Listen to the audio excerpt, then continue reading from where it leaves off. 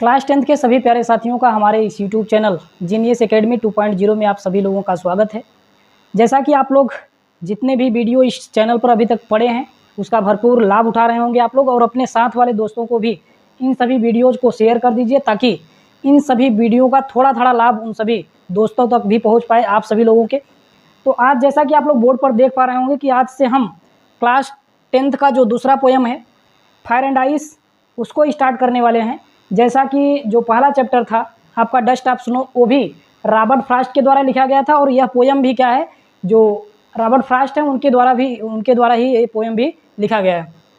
बहुत ही भाग्यशाली हैं कि आप एक ऐसे पोएट के द्वारा जो कविता लिखी गई, बहुत ही इंग्लिश लिटरेचर के बहुत ही महान कवि हैं, बहुत ही महान पोएट हैं, उनके द्वारा लगातार आपको 2 पोयम पढ़ने के लिए मिल रहा है। आप बहुत बड़े भाग्यशाली हैं, समझ लीजिए क्लास 10th में।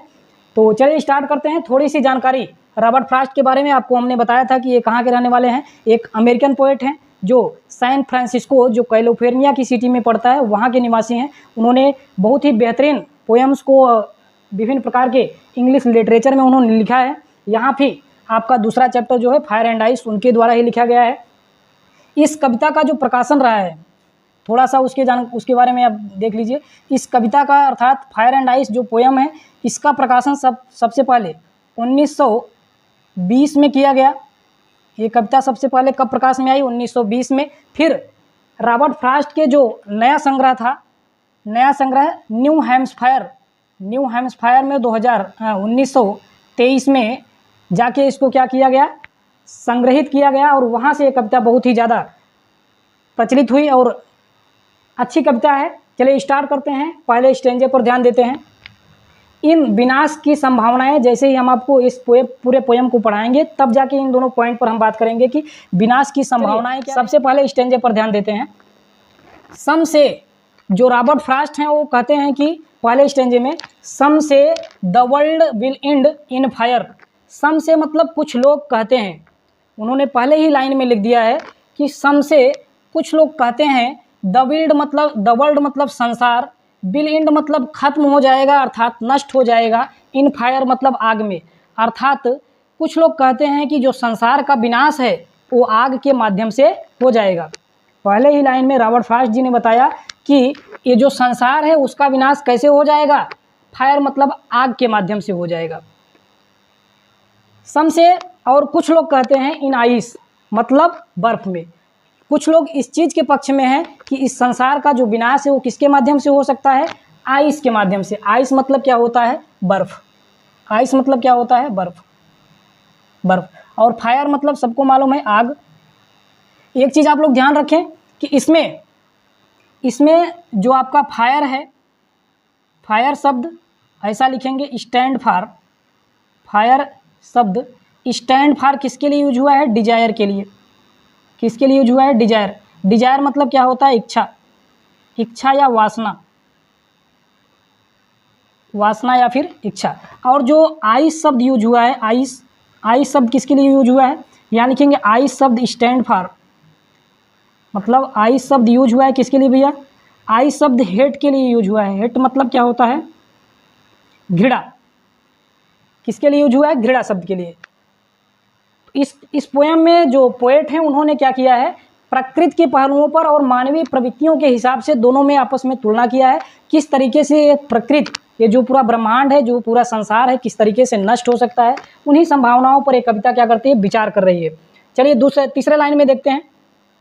फ्रॉम व्हाट मतलब जहाँ तक, आई हैव टेस्टेड मैंने अनुभव किया है, आप डिजायर मतलब इच्छा के बारे में। पोएट यहाँ फिर बताते हैं कि फ्रॉम व्हाट जहाँ तक, आई हैव टेस्टेड मैंने अनुभव किया है। टेस्ट मतलब क्या होता है, अनुभव करना या स्वाद चखना। जहाँ तक मैंने स्वाद चखा है, आप डिजायर मतलब इच्छा का। अर्थात जहाँ तक मैंने इच्छा का अनुभव किया है अभी तक, इच्छा के बारे में जहाँ तक मैंने अभी तक जाना है, आई होल्ड मैं उन सभी लोगों के साथ खड़ा हूँ। होल्ड मतलब क्या होता है, खड़ा होना। होल्ड मतलब क्या होता है, खड़ा होना। होल्ड मतलब क्या होता है, खड़ा होना। दोज हु मतलब उन सभी लोगों के साथ, हु मतलब जो, फेवर मतलब पक्ष में हैं या पक्षधर हैं, फायर मतलब आग के। कभी कहते हैं कि मैं उन सभी लोगों के साथ खड़ा हूँ जो लोग किसके पक्ष में है भैया, आग के पक्ष में है। एक बार फिर से देखिए पूरा स्टैंजा। सम से कुछ लोग कहते हैं the world will end in fire, कुछ लोग कहते हैं कि ये संसार जो है वो आग से क्या हो जाएगा, नष्ट हो जाएगा। और कुछ लोग क्या कहते हैं, सम से कुछ लोग कहते हैं इन आइस, नहीं, संसार किससे नष्ट हो जाएगा, बर्फ से। फिर आगे कहते हैं कि फ्रॉम व्हाट, यहाँ कवि जो हैं, जो पोएट रॉबर्ट फ्रॉस्ट हैं, वो अपने अनुभवों को यहाँ पर क्या करते हैं, प्रकाश डालने की कोशिश कर रहे हैं कि अपने अनुभव के माध्यम से बताना चाहते हैं कि फ्रॉम व्हाट, जहाँ तक I have tested of desire, मैंने जहाँ तक इच्छा का अनुभव किया है, जहाँ तक मैंने इच्छा के बारे में अभी तक जाना है। फिर क्या होता है, आई होल्ड, वो कहते हैं कि मैं उन सभी लोगों के साथ खड़ा हूँ, विथ मतलब साथ में, मैं उन सभी लोगों के साथ में खड़ा हूँ, दोज मतलब जो, दोज हु, जो लोग किसके पक्ष में हैं, वे जो फेवर फायर, जो लोग किसके पक्ष में हैं, आग के पक्ष में हैं। अर्थात मैं उन सभी व्यक्तियों के साथ खड़ा हूँ, उन सभी लोगों के साथ खड़ा हूँ जो लोग किसके पक्ष में हैं, फायर मतलब आग के पक्ष में है। पहला स्टेंजा उम्मीद है आप लोगों को अच्छे से समझ में आया होगा। चलिए दूसरे स्टेंजे की तरफ चलते हैं। बट लेकिन दूसरे स्टेंजे में वो फिर बताना चाहते हैं, बट लेकिन इफ इट शब्द यहाँ किसके लिए यूज हुआ है, एक बार और आप लोग ध्यान दीजिए। इट शब्द यहाँ स्टैंड फॉर लिखेंगे, इट स्टैंड फॉर, इट शब्द किसके लिए यूज हुआ है, इट शब्द किसके लिए यूज हुआ है, स्टैंड फॉर वर्ल्ड। इट शब्द बहुत इंपॉर्टेंट चीज़ है, जो भी स्टैंड फॉर लिखाया जा रहा है उसको आप लोग याद रखें, डायरेक्ट परीक्षा में छपता है, यहाँ से मामला फिर फंस जाएगा याद नहीं रहेगा तो। इसको भली बात आप लोग याद रखें, जो भी चीज़ें, जैसे इट शब्द किसके लिए यूज हुआ है, वर्ल्ड शब्द के लिए यूज हुआ है। डायरेक्ट आपको स्टेंजा देता है, उसमें नीचे ऑप्शनल में पूछ लेता है कि इट शब्द किसके लिए यूज हुआ है। इट शब्द या इट वर्ड स्टैंड फॉर, उसमें क्या रहेगा, ऑप्शन दिया रहेगा, तो आपको वर्ड याद रखना है, नहीं तो गलत ऑप्शन चूज कर लेंगे तो फिर नंबर कम हो जाएगा ना। चलिए आगे। बट लेकिन इफ इट हैड, यदि इसे हैड टू पेरिस, नष्ट होने का मौका मिले, ट्वाइस मतलब दो बार, अर्थात यदि संसार को दोबारा नष्ट होने का मौका मिले या दूसरे तरीके से नष्ट होने का संसार को मौका मिले, तब क्या होगा। आई थिंक, मैं सोचता हूँ, आई नो, जितना मैं जानता हूँ, मैं सोचता हूँ, मैं जानता हूँ, एनफ ऑफ हेट, घृणा के बारे में भी पर्याप्त, मैं घृणा के बारे में पर्याप्त सोचता हूँ और घृणा के बारे में मैं पर्याप्त जानता भी हूँ। फिर क्या, टू से दैट, यह कहने के लिए कि फॉर डिस्ट्रक्शन, डिस्ट्रक्शन मतलब होता है विनाश, डिस्ट्रक्शन मतलब क्या होता है, विनाश, विनाश या तबाही भी बोल सकते हैं। डिस्ट्रक्शन मतलब क्या होता है, विनाश या तबाही। टू से दैट, यह कहने के लिए कि फॉर डिस्ट्रक्शन, तबाही या विनाश के लिए, संसार की तबाही या संसार के विनाश के लिए, आइस मतलब बर्फ, इज आल्सो ग्रेट, बहुत अधिक है। आल्सो ग्रेट मतलब अत्यधिक महान है, बर्फ भी क्या है, अत्यधिक महान है। एंड वुड सफिस, और अत्यधिक क्या है, काफ़ी पर्याप्त है या काफ़ी ज़्यादा है। यह कहने के लिए कि विनाश के लिए, संसार के विनाश के लिए बर्फ भी बहुत अधिक और बहुत पर्याप्त है।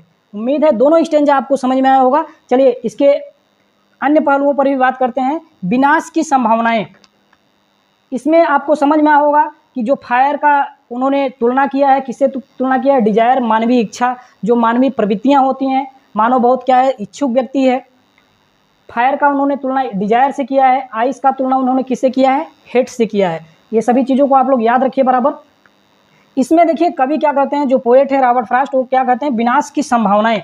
उन्होंने क्या कहा है कि अगर मानव की प्रवृत्तियों में, मानव की प्रवृत्तियां अगर तीव्र भावनाओं वाली हो जाएं, तीव्र भावनाओं वाली हो जाएं और उसमें सहनशीलता की क्या हो जाए, कमी हो जाए, तो क्या हो सकता है, इनसे विनाशकारी परिणाम क्या हो सकते हैं, उत्पन्न हो सकते हैं। अर्थात वे कहते हैं कि अगर मानव की प्रवृत्तियां तीव्र भावनाओं वाली हो जाएं और उनके अंदर सहानुभूति की कमी हो जाए, तो एक ऐसा विनाशकारी परिणाम उत्पन्न हो जाएगी कि संसार अपने आप क्या हो जाएगा, नष्ट हो जाएगा। दूसरे बात पर ध्यान देते हैं, शाब्दिक भविष्यवाणी। इसमें वे जो आइस की बात कर रहे हैं, ऐसा वो इस चीज़ का बात नहीं कर रहे हैं कि ये संसार पूरा तरीके से क्या हो जाए, हिमयुग हो जाए। हिमयुग का मतलब क्या होता है, पूरी धरती पर बर्फ़ गिरना चालू हो जाए और धरती का टेम्परेचर इतना ज़्यादा गिर जाए कि सभी इंसान अपने आप क्या हो जाएंगे, नष्ट हो जाएंगे। ऐसा कुछ उन्होंने इसमें भविष्यवाणी नहीं किया है। उनके कहने का मतलब ये है कि जो मनुष्य है, मनुष्य और प्रकृति के जो विभिन्न प्रकार के गुण हैं, उनकी अगर प्रवृत्तियां क्या हो जाए, चरम सीमा पर पहुंच जाए, उनकी प्रवृत्तियां सीमांत स्तर तक चली जाएं, तो एक ऐसी स्थिति पैदा हो जाएगी कि संसार अपने आप क्या हो जाएगा, नष्ट हो जाएगा।